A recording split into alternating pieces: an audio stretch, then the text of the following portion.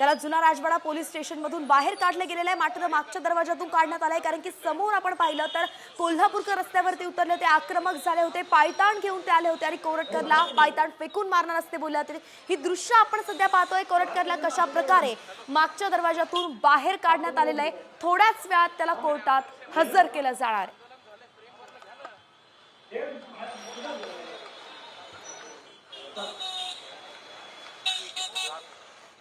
प्रशांत कोरटकर याने इंद्रजित सावंत यांना धमकीचा फोन केला होता। एका महिन्यापूर्वीची संपूर्ण गोष्ट आहे आणि हा जो फोन कॉल आहे, रेकॉर्डिंग आहे, ते इंद्रजित सावंतांनी स्वतःच्या सोशल मीडियावरती टाकत त्यांनी प्रशांत कोरटकरचं नाव घेतलं होतं आणि याने धमकी दिल्याचं सांगितलं होतं। मात्र त्या फोन कॉलमध्ये कोरटकरनं शिवरायांबद्दल अतिशय अपमानकारक, अवमानजनक असं वक्तव्य केलं होतं।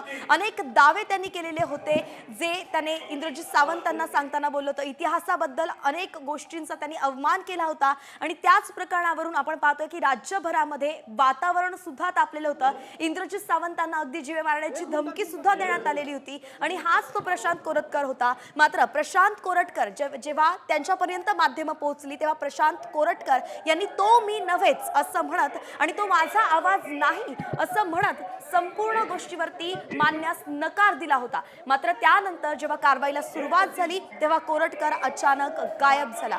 कोरटकरने कुठे गेला होता याचा तपासच लागत नव्हता आणि जवळपास 30 दिवस झाले कोरटकर कोल्हापुरात नव्हता, त्याचा ठाम पत्ता लागत नव्हता। पोलीस तपास घेत होते आणि अशा वेळी हा तपास थेट तेलंगणामध्ये जाऊन थांबलाय। कारण की 30 दिवसांनंतर कोरटकर सापडला तो थेट तेलंगणामध्ये। आज सकाळी तेलंगणातून कोल्हापुरामध्ये कोरटकरला आणण्यात आलं आणि त्यानंतर आता पुढची कारवाई होताना दिसतेय। आपण पाहतोय की त्याला आज 12:30 वाजता कोर्टात हजर केलं जाणार आहे आणि कारवाई त्याच्यावरती होणार आहे।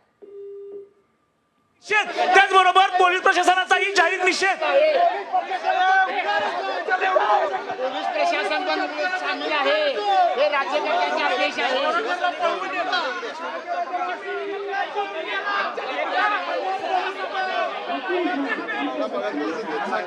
हे राज्यकर्त्यांचा आदेश आहे। हेच म्हणतोय मी, एका आरोपीला एवढी व्हीआयपी ट्रीटमेंट का? म्हणजे राज्यकर्त्यांचा या पोलिसांच्यावर दबाव आहे। हे बाहेर निषेध करा म्हणजे छत्रपती शिवाजी महाराजांनी, छत्रपती संभाजी महाराजांबद्दल तुम्हाला काय असता नाही? हे राज्यकर्त्यांना आता या शिवप्रेमींनी महाराष्ट्रातल्या ओळखायला पाहिजे। म्हणजे काय व्हीआयपी ट्रीटमेंट बघा, पाठिंबाच्या दाराने त्याला कोर्टात हजर करतात एका आरोपीला। हेच अपयश आहे राज्यकर्त्यांचं, मी एवढंच म्हणेन। कोल्हटकरला आता यांनी सरकारचा तो जावई आहे काय?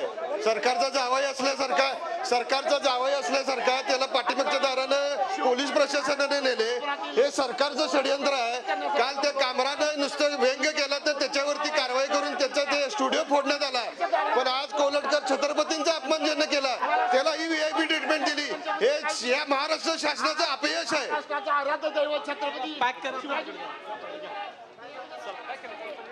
संतप्त प्रतिक्रिया सध्या आपण शिवसैनिकांच्या पाहिल्या आहे।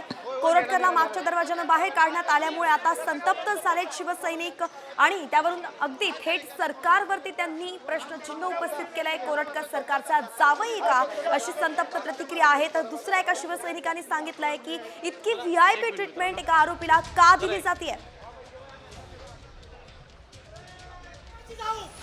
तर ही दुसरे दृश्य जे आपण पाहतोय, शिवसैनिक अत्यंत संताप्त झाले होते आणि घोषणाबाजी देत असताना अखेर पोलिसांना त्यांना ताब्यात घ्यावं लागलं। काही शिवसैनिक इतके आक्रमक झाले की त्यांना पोलिसांना ताब्यात घेऊन व्हॅन मध्ये टाकावं लागलेलं आहे आणि हा संताप जो आहे यामुळे कुठलाही अनुचित प्रकार घडू नये म्हणून हे पूर्ण प्रकरण तापताना दिसतंय। ही नाणी जी आपण पाहतोय या ठिकाणी पोलिसांनी काही कार्यकर्त्यांना ताब्यात घेतलं, पण ज्या मार्गाने आणायचं होतं, ज्या मार्गाने प्रत्येक आरोपीला आणलं जातंय तो मार्ग बदलून पोलिसांनी दुसऱ्या मार्गाने त्याला नेलं।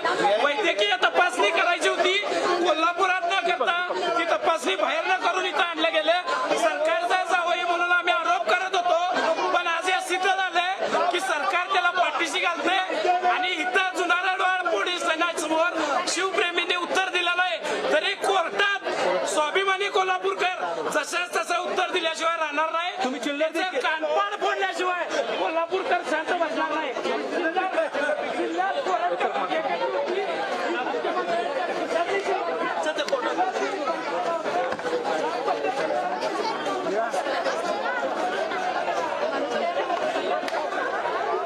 ज्या रस्त्यानं कोरटकरला किंवा कुठल्याही आरोपीला जुना राजवाडा पोलीस स्टेशनमधून बाहेर आणलं जातं, कोर्टाकडे नेलं जातं, त्या रस्त्याने मात्र कोरटकरला नेण्यात आलं नाही.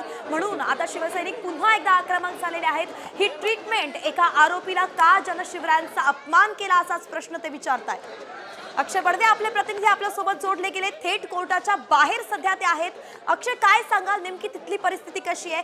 जुना राजवाडा पोलीस स्टेशन मधून कोरटकरला आता बाहेर काढण्यात आलंय, थोड्याच वेळात ते तिथे पोहोचणार आहेत.